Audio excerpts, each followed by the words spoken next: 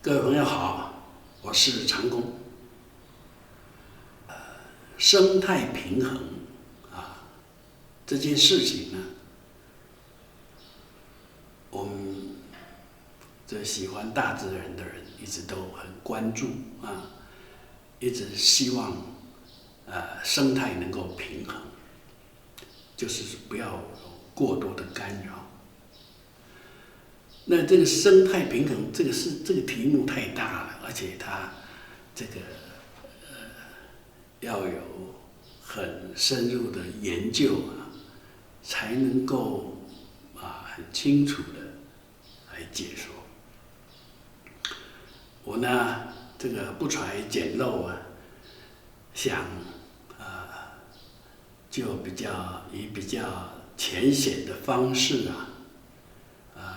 大概来说明一下当然会有不足的地方欢迎补充。那这个题目我主要是从一种鸟引起的，叫交嘴雀。有一种雀它的嘴是这样，嘴喙，我们普通嘴喙是上下嘴喙，它是这样，一个向左，一个向右，然后这样上下子。这个嘴怎么会这么奇怪呢？交嘴雀，其实有看到人实在是不多。曾经在澎湖有迷鸟过境有发现过那我是在哪里？我是在大庆，黑龙江的大庆。那一次是跟我老婆一起去。那跟老婆一起去就是不是以拍鸟为主了不像过去为了拍鸟一下跑到内蒙，一下跑到牡丹江为了去拍某一种鸟，就是比较有一点休闲，然后有点观光的味道。那天那个宋大哥他就带我们到一个公园，大庆的一个公园。我们在公园逛，就看到那个松树松树上面它的那边的松树跟我们这边松树不太一样，它那个松子长长的小小的不像我们这个那么大，那个松子不太一样的松树。然后那松树也不是很大棵，因为在北方嘛，比较寒冷的地方，它比较小一点在那松树上面就看到同时有2只那个交嘴雀，第一次看到非常兴奋。交嘴雀那个公的是比较红色的，母的就比较绿一点。那就让我就想起来，这个为什么会演化出这么奇怪的嘴？这个嘴就是为了要吃松子。松子它像鳞片一样，一片一片包覆在一起但你其他鸟要吃也是可以的，比较辛苦像我们看有一只新鸭，走，一直啄那个松子也是可以吃得到它交嘴雀，它就嘴巴这样，然后上下就把它打开，就把那个鳞打开，然后舌头就去把里面的松子咬出来了，就是把它洗，就这样吃松子。所以我们就可以从这里来开始来想。有一个问题我先提出来如果这个世界上所有的鸟都是相同的体型吃一样的东西，那会有什么情况？那就是这群鸟很快就互相厮杀，就等于会灭绝掉了。因为太多的全部都挤在这里，那资源还是有限的，不可能说你无限量供应。所以，如果这里已经满了，这里很多人了，挤不进去了，还找到别的地方去啊。所以我们看这个生态，这整个一个环境，它提供食物的对鸟来说，它提供食物的地方非常的多啊，地上有，树上有，天空有，地下有，水里面有，到处都有可以供这个鸟类觅食的东西。那有的人先在这里了，后面的人没有办法挤进来，他就要再找另外一块，我要找这一块那一块，或者是我刚好到这个地方来，这里只有这种食物，那我除了它没得吃了，那长久以后就可能就会演化出一种嘴也好，脚也好。这种工具能够吃这里的食物。那为了便于这个能够到达各种环境，有几个分野，就是鸟类的区分呢，一个体型、大小、体型，第二个是脚的长短，爪。爪是不是利前面几指，后面几指像很多鸟，它是前两指，后两指像那个啄木鸟，前面两指，后面两指，有的前面三指，后面一指，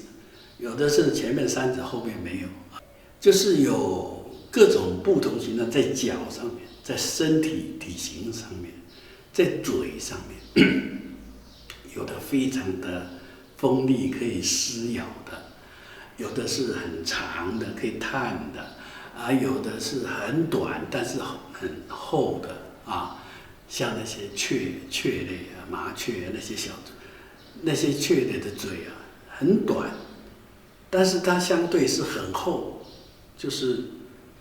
很大，等于是说，像我们用那个钳子就晓得。如果前面杠杆原理前面很短，后面很长的话，那很容易这个就可以使力。所以那些雀类吃什么草籽、种子那个草籽小小一粒，但是也是很硬，你平常不见得能够咬得开那个壳那些雀类它的嘴就适合吃那些东西。那个长长的嘴的，玉衡科的有的什么大勺玉中勺玉、小勺玉还有各种什么黑尾玉、斑尾玉，那个嘴巴长的就是我可以探的泥滩这个比较下面的地方的食物。嘴比较短的就是吃上面的。就光一个泥有上面的，有下面的，中间的像那些环类的那个埃及圣环什么环，那个更长它可以挖得更深。然后脚比较长的，它就可以在比较深的水那里腿长的一个叫涉禽，它可以涉水。那脚短一点就在水浅一点的地方，然后这个那个鹰钩的那个嘴猛禽它为了它吃鸟，吃一些动物那些比较难制服的动物它必须要有那个力气，那个爪还有那个金雕啊，什么大鸟啊，下来把小羊就给叼走了啊，猴子啊，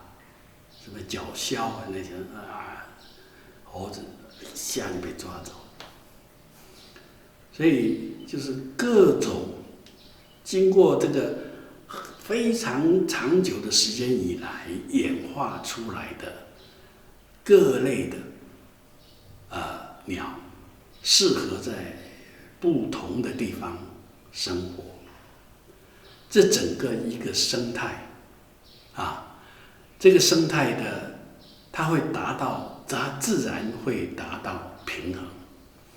就说当某一类过多的时候，它的天敌会来制衡它，不管是哪一类，反正是太多的时候，就会是一种灾害。所以它自然产生一个平衡，就讲生态的平衡啊，这种平衡经常被人类给破坏啊，比方说大量用这个农药，把这些鸟、这些昆虫给毒死了啊。昆虫虽然有时候对作物是有害的，但是它是鸟的食物，它也是很多其他有些动物的食物，彼此之间呢，所以说大自然其实是非常残忍的，在大自然里面是你吃我，我吃你，彼此大家为了生活在那边赤裸裸的竞争。那人类因为比较有智能啊，所以他如果要保护这个环境，这个环境就会变好；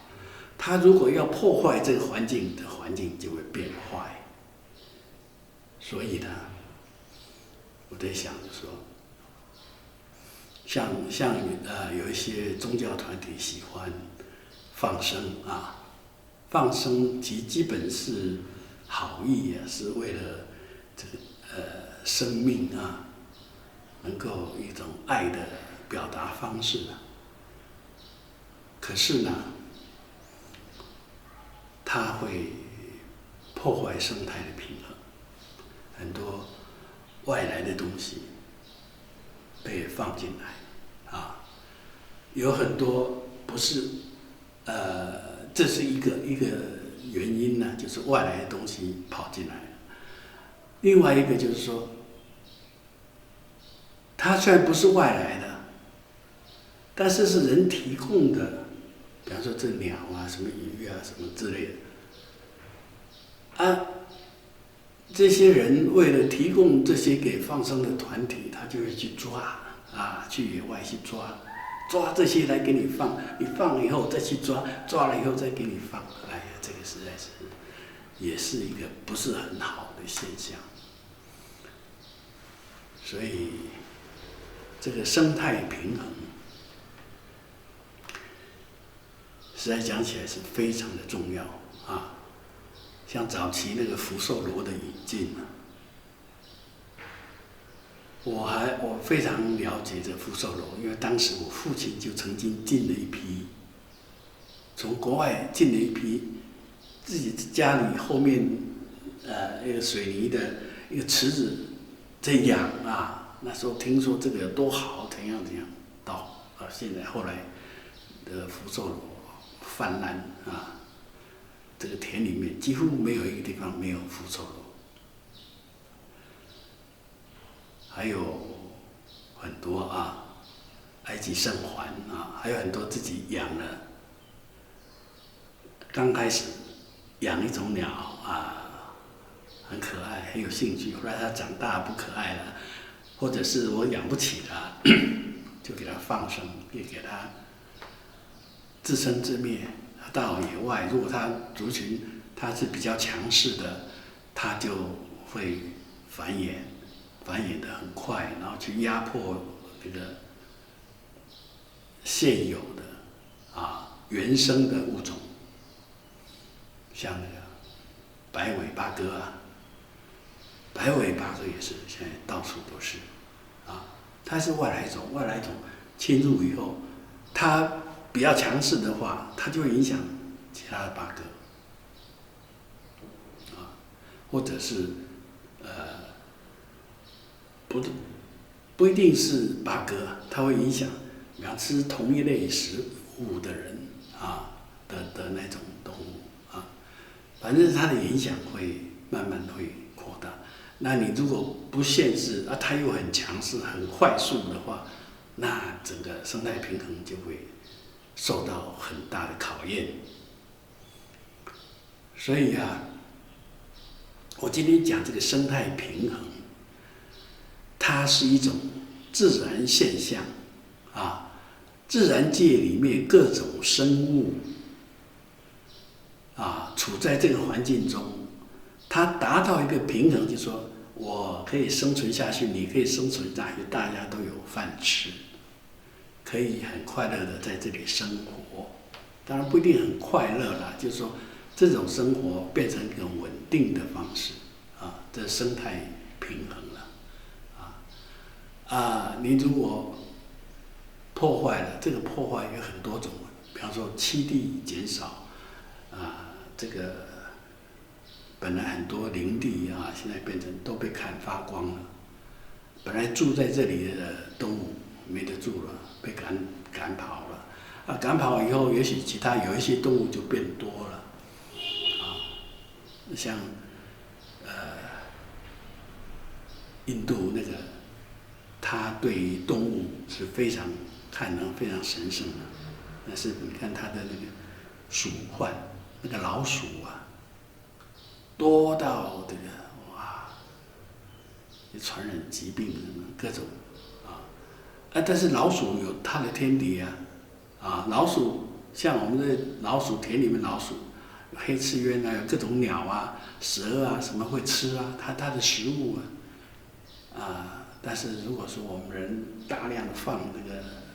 灭鼠药撒那个药，结果老鼠中毒死了，要吃老鼠的也是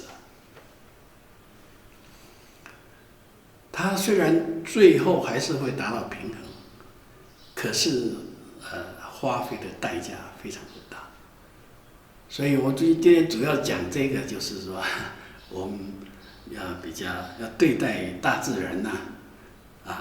用看的角度欣赏、参与，不要去破坏不要去搅动不要去搅动。这样子的话，我们生活在这个环境中就会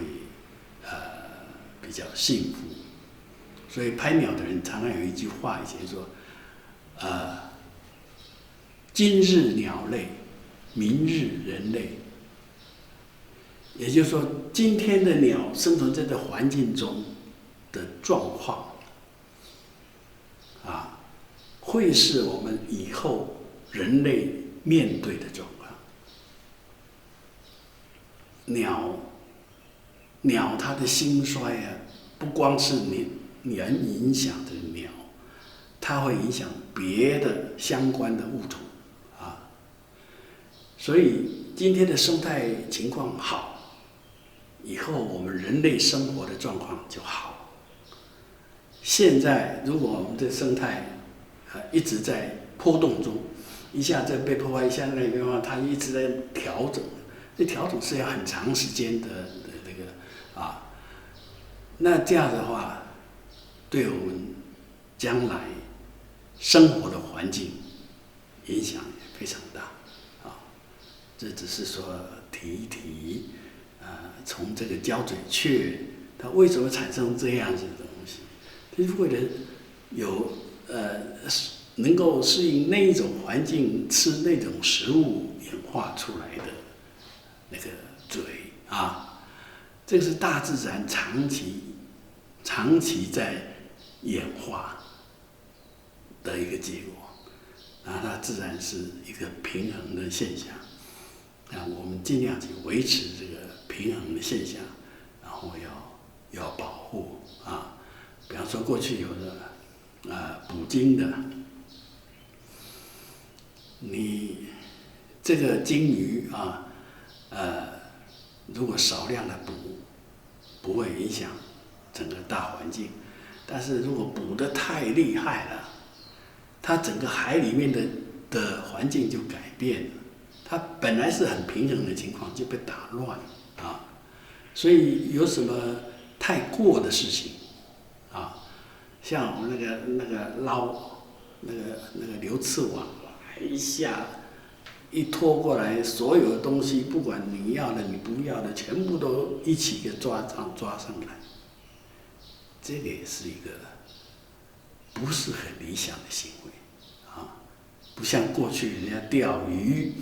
用网子去抓少量的啊，自己吃或者是可以卖一点